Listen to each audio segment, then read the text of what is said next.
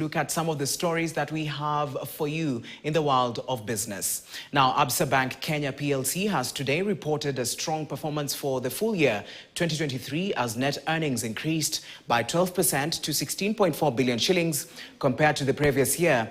This was supported by increased funding of core sectors, fueling Kenya's economic growth. Now, based on the improved profitability, ABSA's board has recommended a 15% increase on its dividend. The board has proposed to shareholders a final total dividend payout of 7.3 billion shillings, translating to 1.35 shillings per ordinary share. Taken together with the interim dividend of 20 cents per share paid in October 2023, the total dividend of the year amounts to 8.4 billion shillings, representing a 14.8% increase compared to the preceding year.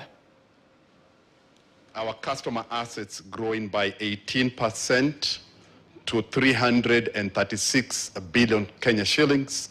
In absolute figures, this is about 53 billion Kenya shillings growth in 2023. If we look at the makeup of this growth, you'll be able to see double-digit growth rates in all our three core businesses. So consumer, we have our business banking business, and then of course looking at the corporate, all of them delivering double-digit growth rates. We've seen a growth mainly coming from the secured products. We've seen our mortgage being a focus area for the government, and then also on the side of trade, also picking up in these numbers that you're seeing.